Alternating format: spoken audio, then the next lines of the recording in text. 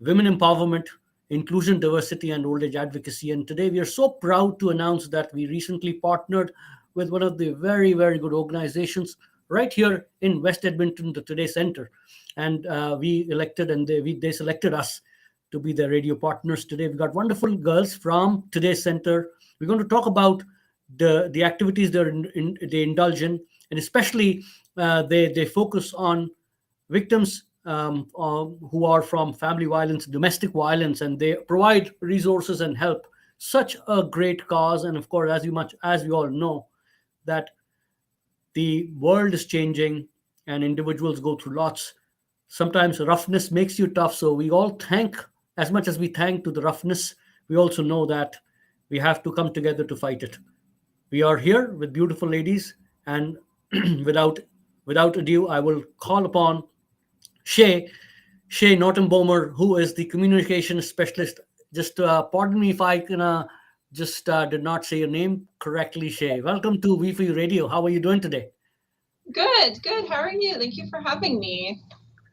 No, absolutely, and it has been a great journey so far, and we've been talking about such great events and great resources which you have right out here in the West End of Edmonton. And today we're going to talk about the activities you are offering. So the resources and what you're offering to families who are going through such challenges in life. Tell us something about Today Center. Yeah, of course. So as you mentioned, we are a nonprofit family violence help center located on the west end of Edmonton, and we serve those in our community who are experiencing or impacted by family violence. So whether that's actually the victim themselves or maybe a family member who's concerned about a victim, we'll have them come in as well sometimes just asking for some help or general more info. We also provide our clients with resources and connections to over 300 organizations in Edmonton. So we have partnerships with over 300 organizations in Edmonton, and we can kind of assist our clients in providing help beyond family violence. So whether that's in legal assistance or finding housing or shelter or just simply needing more food or whatever they're in need of, we can kind of essentially bridge that gap with another service provider and pass them along. We also provide clients with risk assessments for further potential harm, whether that's domestic homicide or an escalation of abuse. We also provide safety planning for keeping themselves or children or pets that are in the home with them safe. So whether that's they've left the situation or they haven't, then we can kind of provide a safety plan to help walk them through keeping themselves safe in an escalation of abuse, or perhaps kind of a situation where someone else might be involved as well. And then we also provide just a general emotional support as well. Yeah, I've been to your center. It's beautifully built. And just for the viewers, I would like to maybe just ask you a couple more questions before we bring another person, another resource from the center. Is how do you provide these resources? Tell us something about the infrastructure inside. What would somebody expect if they were to walk into your center asking for or looking for some help?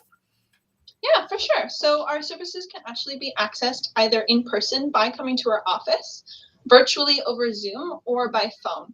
So usually we get intake calls coming in through either phone or by email, and we'll have them come in and they walk in as well. And essentially they say, I need assistance with family violence and I'm looking for XYZ help. And essentially we'll connect them to one of our family violence specialists who will do an intake assessment with them, kind of just asking those same questions about some demographics for them, identifying information, just generally if their pronouns, their name, contact information, how it is safe to communicate with them, whether that is by phone, virtually, or just simply having them come in person.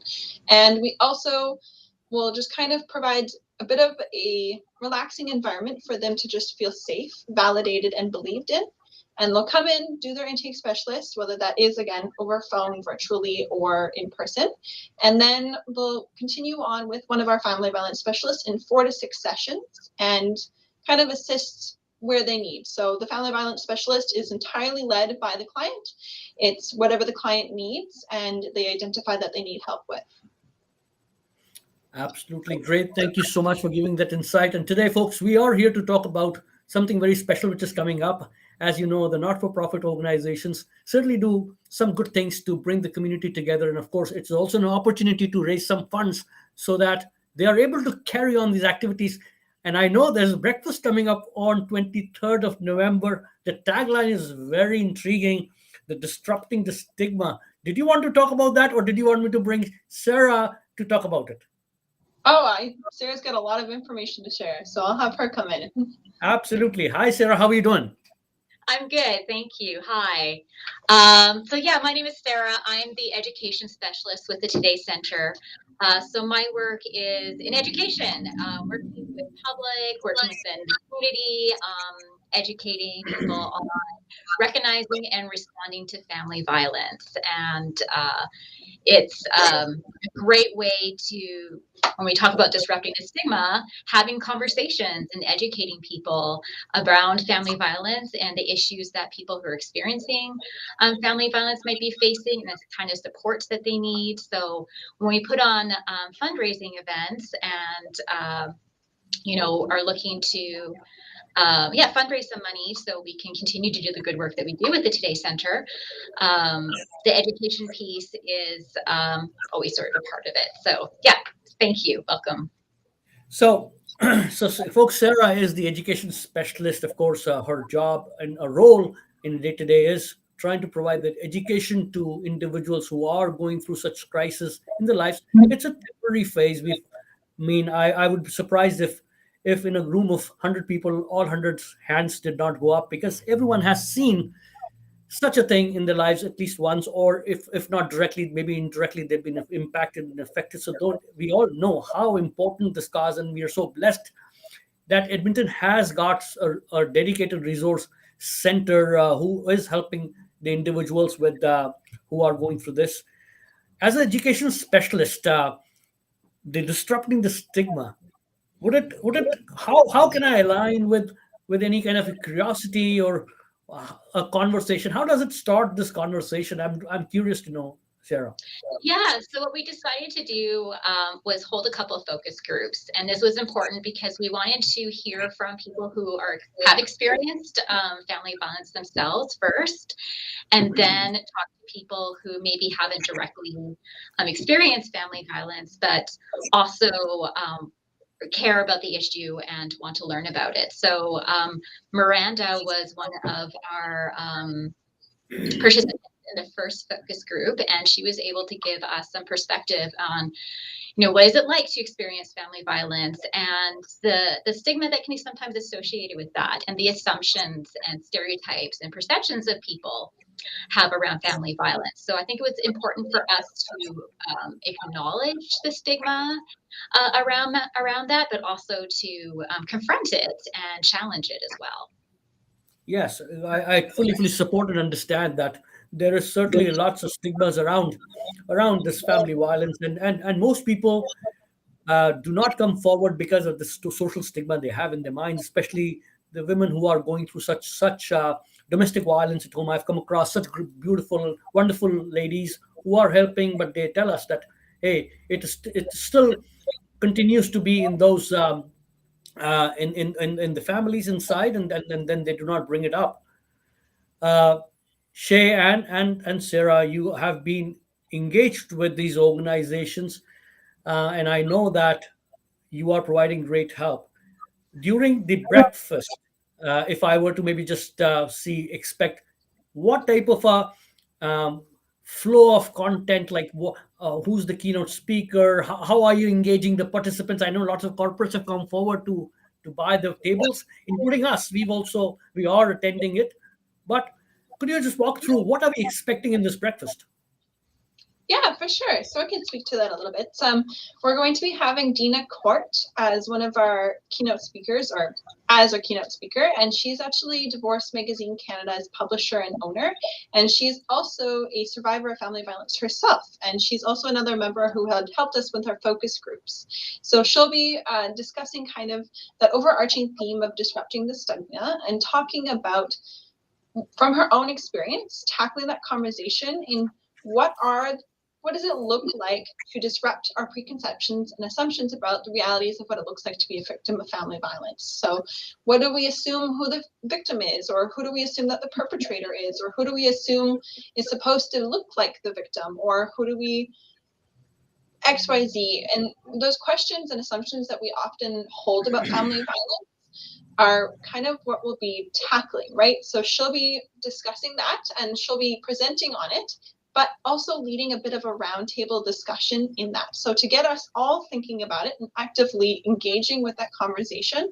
we'll be hosting a bit of a roundtable conversation with the guests and then having us answer some questions, think about the questions, and kind of brainstorm ideas together so that we can continue the conversation on after the breakfast. And we'll also be hosting a comedian, Donalyn Erickson, and she'll be hosting stigma busting content, as we like to say, which is just some gentle humor that's really funny and just kind of a perfect fit for what we're going for in kind of disrupting that is always has to be serious. It always has to be kind of this really heavy topic, and we wanted to kind of disrupt that and bring some joy and talk about it in a context that everyone can be engaged in and everyone can be included in the conversation. I feel like Shares, humor is oh, sorry. no, go ahead. I just wanted to bring up something, but Sarah, go ahead, please. Yeah, you kind of touched on this, Shave. I love the idea of like using humor as a tool to talk about difficult things. And I think humor is often used as a way to tackle the heavy subjects and maybe even normalize things that we typically don't want to talk about or don't want to be confronted with. So yeah, I'm definitely glad for that piece. And as an education specialist, I'm delighted that we are engaging participants for the breakfast and having those conversations and facilitating some really good thoughts around, what does it mean to disrupt the stigma? What does it mean to confront family violence and help those who are experiencing it in a way that's, sometimes we have the best of intentions, but our intentions don't land in the best of ways. So I think, having those really real conversations and discussions is going to be a really great part of this breakfast event. Absolutely, and such a great point you brought up. And again, the tagline "Disrupting the Stigma" also has got another small tagline which I love: "Help today, hope tomorrow." And and that is kind of appealed to me so much that yes, it's such a realistic line which kind of applies to each and every such not-for-profit organizations. And of course, we've got a wonderful Miranda. I heard her story. As much as I first, my heart cried out for her. Sorry, I felt sorry, but I also, I'm so proud to say, such a leader emerged, and she is what great work she's doing. In a moment, we will talk about what she's been doing. Welcome, Miranda, to We For You Radio and today's Center platform. Today, how are you doing? I am good. Thank you for having me. And I know you've been connected with the Today Center for a long time. And why don't I put you in the spot here to say how did you get connected? And if at all you are able to share a little bit about your background, what you do today, how you are empowering women around you, and such inspiring stories that you were sharing the other day. Please go ahead. Yeah, so I'm actually a domestic violence survivor. I like to say, I don't like to use the word victim. Again, it's one of those things that you worry that people will judge, most definitely. I have worked in the finance industry for the last 25 years. And I was a victim during the time that I was obviously working, and people would not think that something like that would happen to a professional person. And so being able to share my experience and with the Today Family Violence Center as well, how they helped me. And I give back my services to help people who are victims of domestic violence, just mentorship, wherever I can help. I'm definitely there. Miranda, just to the folks here, how do you what does it mean for you to participate in such focus groups, which is kind of talking about disrupting the stigma? For me, it's giving back, and it's recognizing and letting people know that are involved in that situation that I was there at one point too. But to look at me in this situation, people would assume that I'm 70 steps ahead of where they're at. I'm really only a couple of decisions away from completely changing where I was at the time. So it provides a lot of hope and experience in what little decisions can change your life inside out. Like my life is somewhat unrecognizable. I do the same type of work, but um, my life is so much more positive and healthy and happy, and my kids are safe, and all of this kind of stuff. So, if anything, it's inspiration and it's hope that there's a lot of things that can change from a couple of small decisions. Um, one thing important comes to our mind, and I think I want to bring up, because see, there's a difference between a conflict and violence, right? One, it's sometimes healthy to have those conversations at home, which kids sometimes, I mean, my kid would say, "Hey, Dad, you're abusing Mom," and they say, "You're using a small term so loosely." It is not. It is just a healthy conversation from an ambassador kind of thing. Do you see any fine line which you say, you know what, this is where you should step out and stand up for yourself, rather than, I mean, conflict should be allowed. Healthy conflicts are always pushes you forward, right? You know where I'm going with this conversation. Absolutely. Where does the violence come in, right? Where is it wrong, and where is that gray line where it's not right anymore? My gut tells me when you have fear for the person that you're dealing with, you don't feel safe in that conversation. You know that there's going to, or you worry that there perhaps would be consequences that are, I would like to say, unfair or unsafe physically, mentally, these types of things. So things like gaslighting and threats of perhaps bodily harm, violence. In my situation, it was, threats to hurt pets and just odd things like this. And I will tell you, even in my experience, I mean, I grew up with alcoholics and addicts in my family, and domestic violence with my parents, and then married into that it later on in life. And when I reached out to the Today Family Violence Center, I remember Googling, is this violence? Like, is this actually not right? So, those threats and that, I think it's the unsafe portion. Yes, healthy relationships have conflict, but you should never feel unsafe. And so that's sort of where it crosses the boundary for me. Um, Shay says here, defining abuse as a pattern of behaviors that are meant to control. Absolutely. So financially control, belittling people, these types of things. So when I reached out to the Today Center, they were able to help me figure out what was okay and what wasn't, what was unsafe and what wasn't, and also to help me prepare to keep myself and my children safe. Miranda, I know that today's center has been a boon to you. It has been such a great aid and help to you. And I know their next door neighbors. I constantly visit their center once in a while, just because radio has brought us closer to the institution.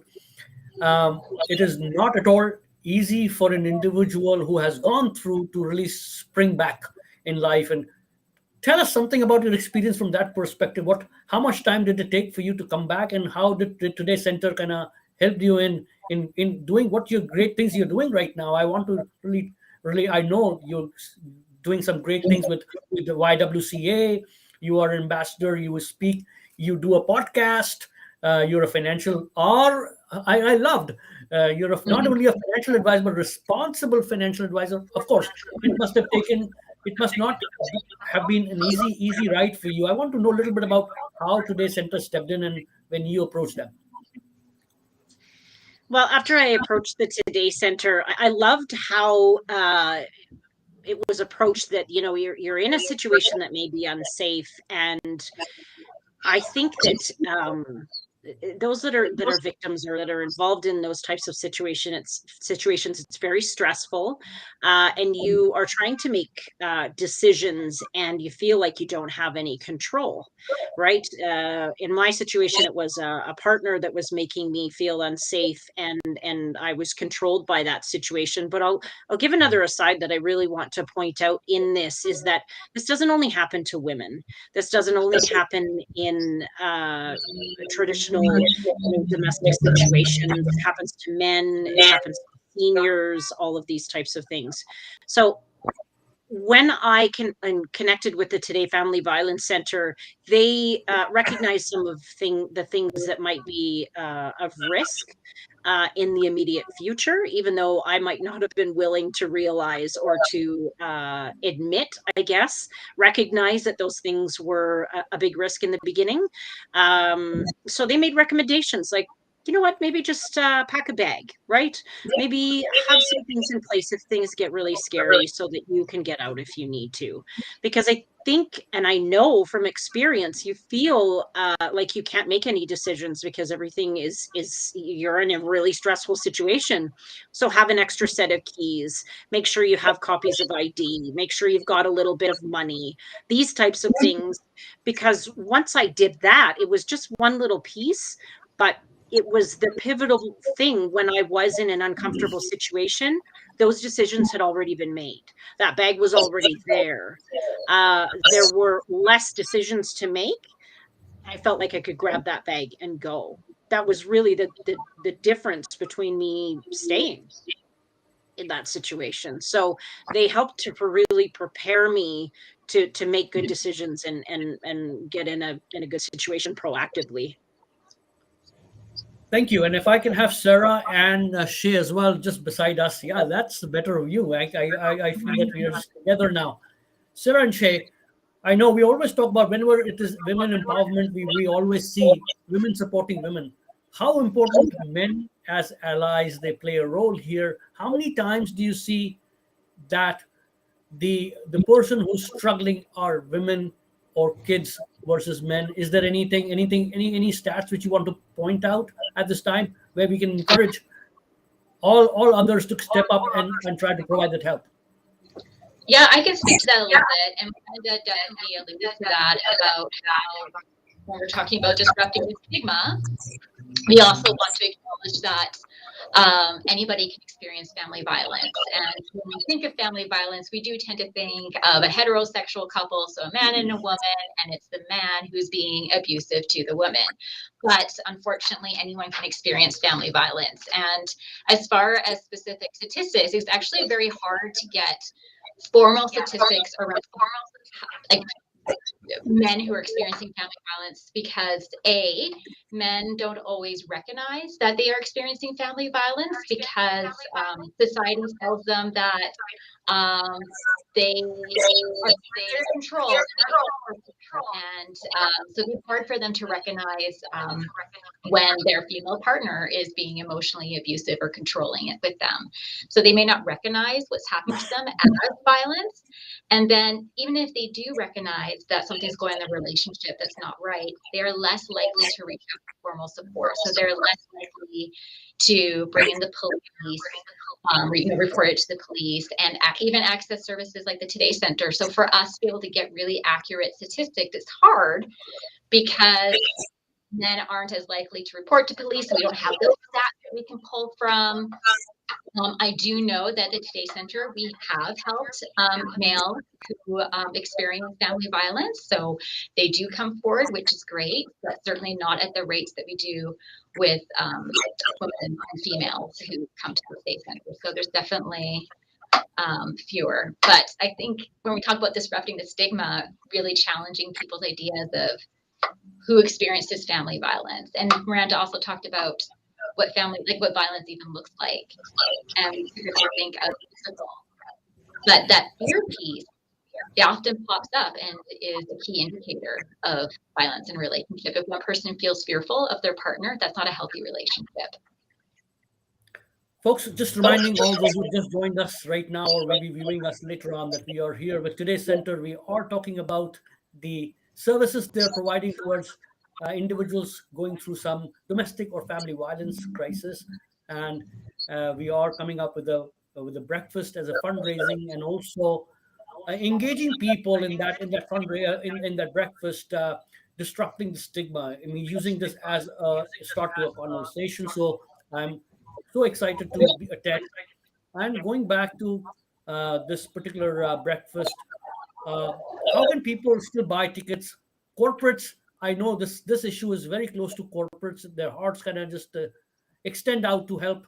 They all have such social pillars kind of thing. They all strive to really encourage their through the HR and all that. How can corporate still come ahead to sponsor? What are some of the packages? Are the tickets how are the ticket sales happening? If you can share, if you can just quickly talk about that part. Yeah, for sure. So tickets are still only $75 each, and we have plenty of them left still. So you can join us for November 23rd that morning. And you can actually go to our website at www.todayscenter.ca, and just right there on the front page, if you scroll down a little bit, just underneath their banner, and you'll see buy tickets now. And you'll click on that, and you'll lead you directly to our event page, and that's where you can buy tickets. You can also buy a table of 8 for $5.25, so you get a bit of a discount around $9 or $10 per ticket if you buy a table of 8 at once versus just buying 8 tables separately. And yeah, we also are looking for sponsorships as well. So to kind of get that conversation started within the corporate circle and getting that support, the Today Center relies heavily on donations and outside support from the community. And so especially when we're hosting fundraising breakfasts, we are looking for partners to kind of come alongside of us that believe in that mission and want to contribute to that financially or with an in-kind donation. So we're also hosting a silent auction at the breakfast as well, with some amazing staycation packages as well as some Elks gear. So if you're looking for those kind of things, we are also still looking for donations as well. To our silent auction, and then also partnerships. So we are looking for parking sponsors, or a presenting sponsor, or someone to help us pay for the breakfast as well. Since the Today Center again relies very heavily on that community support, we are always looking for partners who believe in that mission and want to come alongside us in that. Thank you so much, Shay. And again, I wanted to know a little bit more about the type of services you offer here from Today Center. As much as I was talking to a few of your executives, and they beautifully explained to me I mean, just the difference between a few things, which is kind of differentiate between family, like the violence kind of thing. My question to Shay, or maybe Shay or Sarah, either of you, do you also deal with cases with just do you deal with just physical violence or mental violence as well? Since neither of us, of course, are the family violence specialists who will actually be directly working with clients, we don't fully know this answer. But often we do see clients who come in experiencing a variety of types of abuse. Often physical abuse can sometimes correlate along with emotional abuse or verbal abuse as well. And so this is one of the most common types of abuse that we'll see that come in. And because abuse is a very complex situation, you often do get those overlaps in experiences as well, that you'll have people who are experiencing multiple types of abuse. Because, of course, abuse relies on that power and control dynamic from the perpetrator. And they're always attempting to control in those aspects, whether that is financial, or if that's monitoring emails, or if that's stalking, or if that power and control really plays into that piece. So often you do see clients who will be experiencing a variety of types of abuse as well. Sarah, as an education specialist, how do you, what type of workshops do you do? Is there any kind of year-round workshop in schools, colleges, kind of thing? Do you engage in those? And Miranda, just following, maybe you can jump in. Do you also go to such workshops to maybe educate people? Well, I'll speak first. So with the Today Center, we do offer a variety of workshops. I work directly with youth and delivering information to young people about healthy relationships versus unhealthy relationships, recognizing the signs of an unhealthy relationship. how to get help for yourself or a friend if there's suspicions of or a disclosure of an unhealthy relationship. And then we also do professional development workshops for service providers. So sometimes you could be someone who's working directly in the area of family violence and wanting to learn a little bit more about the Today Center, the type of work that we do. Or you might be someone who's working on the community, not directly with family violence, but because you're working in the community and with people, you might get disclosures or through the type of work that you do recognize that family violence is an issue there. So learning how to recognize those signs and refer people to the appropriate resources is also some education pieces that we do. And and then also we have some very specific programs around Cut It Out, for example. So we work with hair salons and hairdressers. We recognize that unique relationship between a salon professional and a client. You might get a disclosure of family violence, or you might recognize that there's something going on there. And because of that informal support that you could be as a salon professional or hairdresser, how can you offer that for your clients? So we do very specific service provider workshops around that as well. Miranda, how many times in a year do you think you attend these workshops talking about educating people with an aim to really give them a chance to lift themselves up from the crisis to becoming good leaders of the future, kind of thing? I get involved wherever I possibly can. Whenever there's something going on as a fundraiser or something for the Today Family Violence Center, most definitely I get involved and give of my time, and also get involved in sponsorship as well, and attending and all of those types of things. But there are people who reach out to me that have met me through the Today Family Violence Center, who look for mentorship as well, just to keep in touch. So some of the girls from the focus group, as survivors, we keep in touch. We get together. There have been some that I've attended, court, just to be a helpful, I want to say an ambassador, but a friend that is also there to help them go through that emotional situation. And that's just something that I decide to do one off. I also give of my time to any victims or anybody who is involved with the Today Family Violence Center, as well as there's another cohort with IG that helps to do free tax returns and things like that, to just provide some financial planning advice about how to get connected, and if they are looking at separations and these types of things, how that can affect your finances. I've got connections for lawyers and things like that through IG Wealth Management, people that I trust to help them through navigating that really scary financial situation. And as I learned going through it, what we think of as divorce really is the financial separation. The actual divorce is just a piece of paper, in my experience, at the end of all of it. But it was like, we have to sell the house, and we have to separate the RSPs, and we have to talk about parental access and custody and all of these types of things. So I provide of my advice and my time to just help people to navigate that as well. And Great, having Miranda Sorry, go ahead. Yes, Sarah. having Miranda as part of our focus group, that is experience and education for us that is really vital to give voice to those who are experiencing family violence and give us perspective on that. So we certainly appreciate all of the work that she has done with us and advocating for others and helping us with this event. No, it's a great way to come forward. In fact, it's a great reminder to people that you don't have to be affected in order to attend these events. You can always be crusaders and advocates in order to support in whatever way. Sometimes it's not only the money that brings the support, it's just your presence to such things, and being an advocate of such causes. Because, see, as Edmonton, talking about just Edmonton, we know that the city is growing. It's 1.2 million people live here, and so many new immigrants are coming. And I wanted to really talk about that as well, as quickly before we wrap up today's session.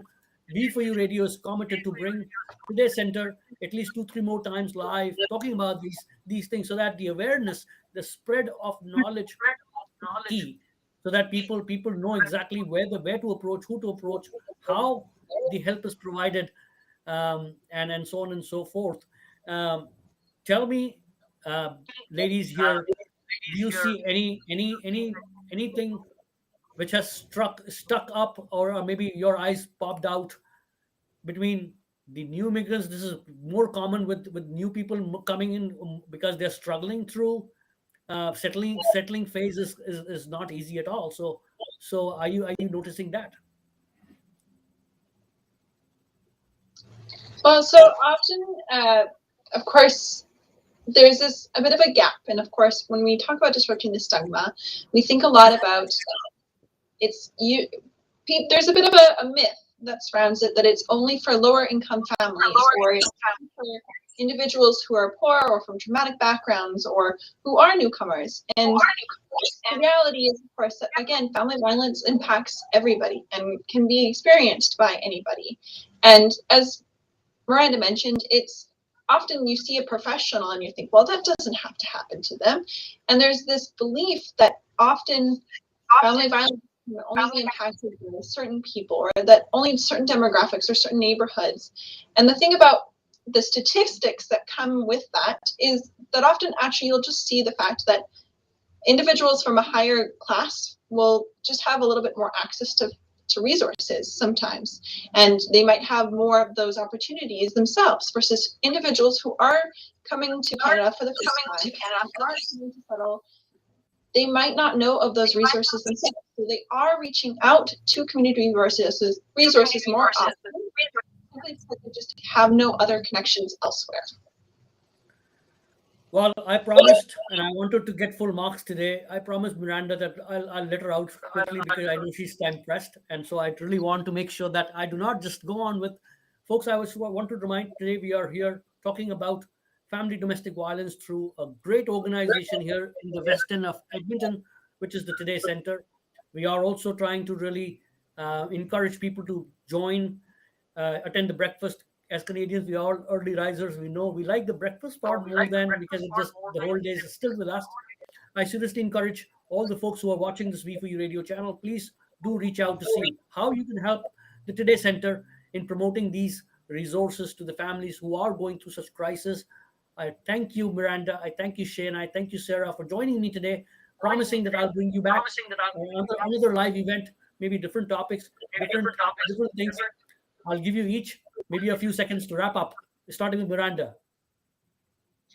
Yeah, I think this whole changing the stigma of being a victim of domestic violence in the family is, for me, it was more so what is wrong with that person that they let that happen to them, and recognizing when we say it can happen to anybody, it can absolutely happen to anybody, and there isn't something wrong with that person. There's nothing that they have done. It's somewhat like a cancer in a way, a disease, in that it doesn't choose by any of our actions where we live, our socioeconomical background, our race, our income, if we have children or not, all of these things.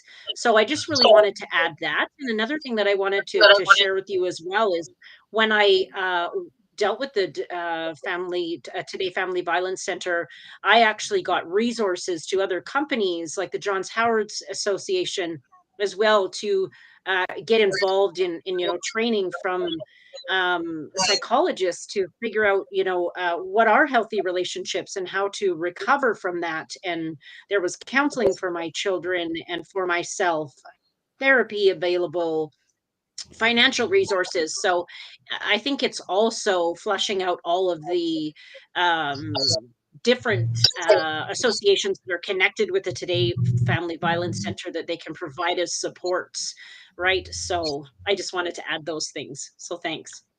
Absolutely. Shay. Yeah, so of course, disrupting the stigma, we're going to be tackling that conversation a little bit further at our breakfast and really looking at disrupting those preconceptions and assumptions that we hold about what the realities of what it looks like to be a victim of family violence, and those who we assume are always the victim or those who we always assume are the perpetrator. And so we'll be tackling those conversations at the breakfast, and we really do encourage everyone to come to buy their tickets for just $75 on our website, www.thetodaycenter.ca, and you can buy a table or a ticket yourself for just $75, and we hope that you can make it out and kind of hear more and listen more and continue that conversation onwards. Thank you so much for joining. Sarah, last but not the least, some last golden words to part with. I just wanted to play off of what Miranda said, that anyone can experience family violence and it's not your fault. And if you find yourself thinking that maybe you are experiencing violence in a relationship, please reach out for help. There's people here at the Today Center who want to listen to your story and want to give you some options and meet you where you're at in terms of, what options are available for you. We want to keep you as safe as possible. And for everyone else, help Stigma, have the conversations, come to the events, the breakfast, help today, hope tomorrow.